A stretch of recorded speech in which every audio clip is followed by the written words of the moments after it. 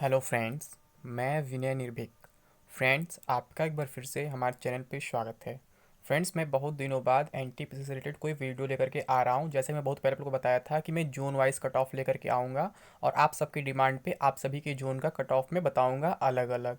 ठीक है, ताकि किसी को कोई कन्फ्यूज़न ना रह जाए कितनी कट ऑफ जाने वाली है। लेकिन मैं बार बार आप लोग से एक ही अपील कर रहा हूँ कि आप लोग CBT 2 का प्रिपरेशन करें, क्योंकि CBT 1 में लगभग सभी अच्छे लोग आ जाएंगे जिनकी थोड़ी सी पढ़ाई अच्छी है, थोड़ी सी प्रिपरेशन अच्छी है। मैं हमेशा कह रहा हूँ, क्योंकि CBT 1 इसलिए कराया जाता है ताकि जो फालतू होते हैं जो केवल फॉर्म भर देते हैं वो बाहर हो जाए।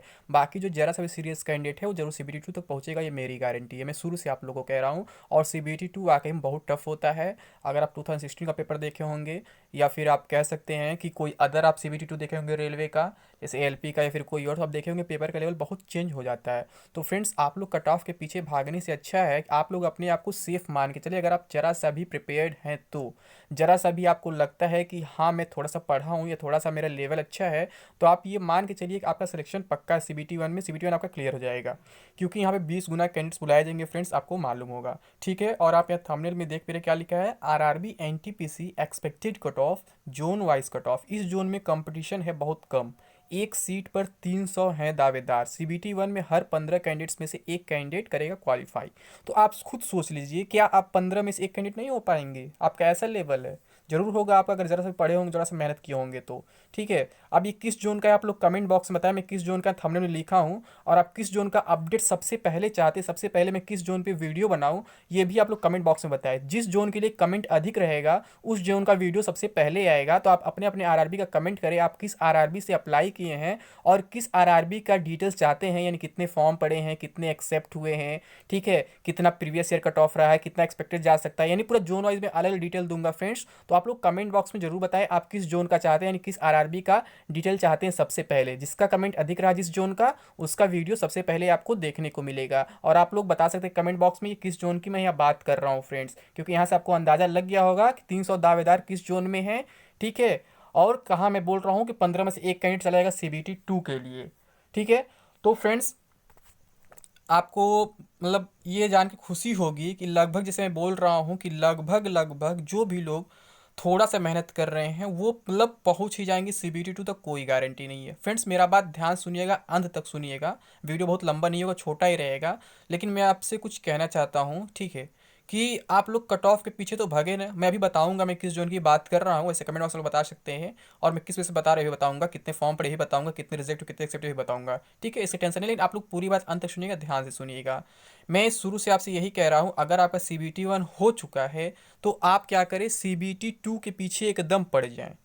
क्योंकि अगर CBT 2 आप क्लियर कर लेते हैं तो फिर आगे के स्टेज थोड़ा सा इजी हो जाएगा। और आगे स्टेज जो होते हैं लक पे होते हैं, आपके हाथ में उतने नहीं होते। मान लीजिए कहीं साइको टेस्ट है, टाइपिंग है, ये सब क्या है, थोड़ा सा लक पे वहाँ काम होता है, लेकिन वहाँ भी प्रैक्टिस आपको करना पड़ता है। बट CBT 2 बहुत टफ होने वाला है फ्रेंड्स, क्योंकि वहाँ 8 गुना बुलाए जाएंगे 20 में से, और वहाँ पे छटे हुए कैंडिडेट्स रहेंगे जो अच्छे रहेंगे, उन्हीं में से आपका कंपटीशन होगा। अभी क्या है, अभी कोई फॉर्म भर देता है, कोई भी 12th पास किया फिर ग्रेजुएट फॉर्म भर देता है। तो ऐसे बहुत से लोग होते हैं फालतू होते हैं, जिनका एग्जाम से कोई मतलब नहीं होता, कोई लेने देते, फॉर्म भर देते हैं। ठीक है, तो अपसेंट रहते हैं, तो प्रेजेंट होते हैं, तो भी कुछ नहीं कर पाते हैं। ठीक है, तो CBT 2 के लिए मैं कई बार बता चुका हूँ, उसका सिलेबस थोड़ा सा चेंज हो जाता है फ्रेंड्स। चेंज ये हो जाता है कि वहाँ ऐसे ऐसे टॉपिक आते हैं आप सोच नहीं पाते हैं। कभी कभी आप देखते हैं बाइनरी नंबर से क्वेश्चन बन जाता है, या फिर कभी कभी कुछ टेक्निकल क्वेश्चन भी उसमें ऐड हो जाते हैं। भले इसका नाम है non technical popular category, but questions का लेवल थोड़ा सा बढ़ जाता है। अगर मैथ्स का भी लेवल देखेंगे थोड़ा हाई हो जाएगा, एडवांस लेवल ज़्यादा हो जाएगा उसमें, रीजनिंग का भी लेवल थोड़ा सा बढ़ जाएगा। ठीक है, और साइंस का पोर्शन थोड़ा बढ़ जाएगा। तो आपको मतलब पहले से ही CBT 2 के लिए प्रिपेयर होना होगा, भले आप CBT 1 क्वालिफाई करते हैं या नहीं करते हैं। बट मैं जो कह रहा हूँ कि अगर आप जरा सा भी अच्छे हैं तो आप क्वालिफाई जरूर करेंगे, क्योंकि CBT 1 में कंपटीशन बहुत ज़्यादा नहीं रह गया है, आपको मालूम है। अटेंडेंस भी बहुत कम रह रहा है। ठीक है, तो यहाँ मैं लिखा हूँ एक सीट पे 15 कैंडिडेट पढ़ रहे हैं CBT 1 के लिए, लेकिन मान के चलिए 10 ही कैंडिडेट्स होंगे, क्योंकि 5 तो अपसेंट हो जाएंगे उसमें से, यानी कि 67% अगर अटेंडेंस है तो भी आपका क्या है कि 10 में से केवल एक को भेजना है, यानी कि केवल 10 ही का तो कंपटीशन है। अब क्या 10 में से एक आप नहीं हो पाएंगे? क्या आपका लेवल इतना डाउन है? आप खुद सोचिए। यानी कि आप खुद अपने आप को शेयर मान के चलिए CBT 1 कुछ था नहीं, ये महज एक हवा था, एक डर फैलाया गया था यूट्यूबर्स के द्वारा, कोचिंग इंस्टीट्यूट द्वारा कि आप पास नहीं हो पाओगे, मेरा कोर्स ज्वाइन कर लो, ये कर लो, वो कर लो। मैं शुरू से कह रहा हूँ महज एक स्क्रीनिंग टेस्ट था, इसमें कुछ होने वाला नहीं है, इसमें मैक्सिमम लोग पास हो ही जाएंगे जो अपीयर हो गए हैं, जो थोड़ा सा मेहनत किए हैं। ठीक है, तो मैं फिर यही कहूँगा। लेकिन अगर कट ऑफ की बात करें तो इस पर हम चर्चा करेंगे फ्रेंड्स। ठीक है, चर्चा करना हमारा काम है, तो हम जरूर करेंगे। ठीक है, तो फ्रेंड्स मैं बता दूं ये किस जोन की बात है। मैं उस जोन की बात कर रहा हूं जहां पे फॉर्म पड़ा था 4,16,616 फॉर्म। टोटल फॉर्म पड़ा था 31 मार्च तक। ठीक है, 4,16,616।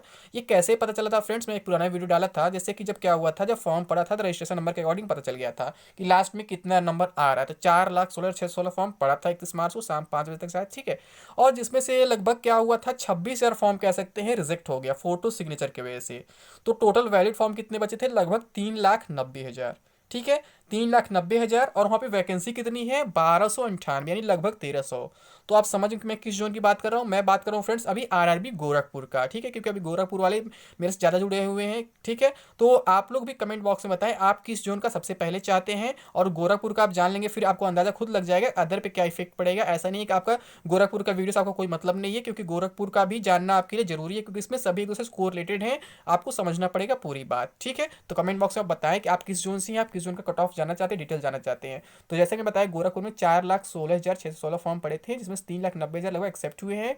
ठीक है, और 1,298% 1,300, यानी कि लगभग कह सकते हैं कि 300 में से एक का सिलेक्शन होगा। अगर पूरा फाइनल सिलेक्शन की बात करें तो 3,90,000 में से अगर 13 सिलेक्शन होता है 1,298, तो 300 में से एक का सिलेक्शन होगा। और अगर हम बात करें CBT 2 के लिए कितने लोग जाएंगे, तो लगभग लगभग कितने जाएंगे, आप कह सकते हैं 26,000 लोग जाएंगे। 26,000 लोग जाएंगे, यानी कि कह सकते हैं कि क्या है, जब 3,90,000 में 26,000 कैंडिडेट जा रहे हैं, यानी कि आप देख सकते हैं कि डायरेक्टली दिख रहा है कि 15 में से एक कैंडिडेट जाएगा CBT 2 के लिए। ठीक है, यानी कि बहुत ज़्यादा टफ नहीं था CBT 1। और अगर हम बात करें प्रीवियस ईयर कट ऑफ का फ्रेंड्स, तो यूआर का जो कट ऑफ था 77.43 शायद था। ठीक है, और ओबीसी का 69 था, 69 पॉइंट समथिंग ओबी था। और एससी का जो था 56 पॉइंट समथिंग था। और शायद आप कह सकते हैं एसटी का 47 या 45 कुछ था। ठीक है, मैंने लिख के नहीं लाया है, बट वैसे याद था, मैंने देख लिया। ठीक है, तो कह सकते हैं कि यूआर का जब 77 रहा पिछले बार, और ओबीसी का 69, एससी का 56, एसटी का 47 45 जो था, आप कमेंट बॉक्स में बता सकते हैं। तो इस बार कितना जाएगा आपके मन में ये संदेह बन रहा होगा। और अब तो ईडब्ल्यूएस कैटेगरी भी ऐड हो गया फ्रेंड्स, इसमें आपको मालूम है। ठीक है, तो अब आपको सोचने की जरूरत नहीं, ईडब्ल्यूएस वाले तो वैसे ही बहुत फायदे में हैं इस बार। ठीक है, तो अगर हम बात करें इस बार कैटेगरी वाइज कितना कट ऑफ जा सकता है आरआरबी गोरखपुर से, तो आप मान के चलिए, अगर हम यूआर की बात करें फ्रेंड्स आपका, तो 65 से 70 के बीच रहेगा नॉर्मलाइज स्कोर। जी हाँ फ्रेंड्स, मैं नॉर्मलाइज्ड स्कोर की बात कर रहा हूँ, ना कि रॉ स्कोर का। नॉर्मलाइज यानी आपका 55 भी बनता है, और थोड़ा स्कोर इंप्रूव हो जाएगा, मतलब नॉर्मलाइज में बढ़ जाएगा, तो अच्छी बात है। यानी कि अगर 65 से 70 के बीच आपका जाएगा, उससे कम भी जाएगा, कम भी जा सकता है, मतलब अधिक नहीं जाएगा। ठीक है, यानी 70 से ऊपर जाने का कोई चांस नहीं यूआर कैटेगरी का। ठीक है, 60 तक भी आ सकता है, बट 70 से ऊपर नहीं जाएगा। और अगर हम ओबीसी का बात करें फ्रेंड्स, तो ये जो है 55 से 60 के रेंज में रह सकता है। ठीक है, 55 से 60 के रेंज में, यानी यहाँ भी आपको देखना पड़ेगा कि कितना कम स्कोर हो रहा है। तो 55 से 60 के रेंज में अगर ओबीसी का आपका रहता है नॉर्मलाइज स्कोर, तो आप खुद सोच सकते हैं कि रॉ अगर आपका 50 है तो भी आप सेफ है। यानी इसलिए मैं कह रहा हूँ कि आप जरा सा भी पढ़े लिखे, जरा सा भी आपको नॉलेज है, तो आप बिल्कुल सेफ हैं, आपको कोई डाउट नहीं है। ठीक है, आप बिल्कुल CBT 1 क्वालिफाई कर जाएंगे।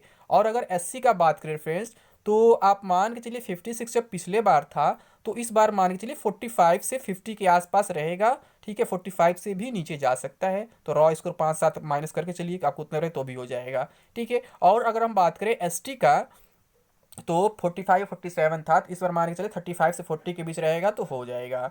ठीक है, लेकिन कुछ परसेंटेज क्राइटेरिया उससे नीचे रहेगा तो आपको नहीं होगा, ये मालूम है कि उससे नीचे होना ही नहीं चाहिए आपका स्कोर, रॉ स्कोर नहीं, नॉर्मल स्कोर। ठीक है, तो वो आपको तो क्वालिफाई करना ही पड़ेगा। सर 25% एसटी का होता है। ठीक है, और ओबीसी एससी का 30 होता है। और ऐसे ईडब्ल्यूएस की बात करें फ्रेंड्स, तो एकदम क्या है आपका कि एसटी के ही बराबर जाने वाला है, यानी 35 से 40 के आसपास जाने वाला है। आपको परेशान होने की जरूरत नहीं, ईडब्ल्यूएस वाले को तो बल्ले बल्ले है, क्योंकि पहली बार ईडब्ल्यूएस इसमें लागू हुआ है। ठीक है, और मैं बता दूं कट ऑफ जो है आपका जोन वाइज रहेगा, पोस्ट वाइज नहीं रहेगा, सभी पोस्ट का एक साथ कट ऑफ रहेगा। उसके लिए परेशान होने की जरूरत नहीं, ऐसा नहीं है कि इस पोस्ट का इतना बनेगा, 12th लेकर इतना बनेगा, ग्रेजुएशन लेकर इतना बनेगा, तो ऐसा कुछ नहीं है। ठीक है, तो कट ऑफ इस बार बहुत कम जाने वाला है, क्योंकि फॉर्म कम पड़े हैं और वैकेंसी इस बार अधिक है। ठीक है, तो उम्मीद करता हूँ आप लोग समझ गए होंगे। तो अभी के लिए बस इतना ही फ्रेंड्स, लेकिन कमेंट बॉक्स में जरूर बताइए आप सबसे पहले मैं किस और जोन का कट ऑफ लेकर के आऊँ। तो थैंक यू फ्रेंड्स।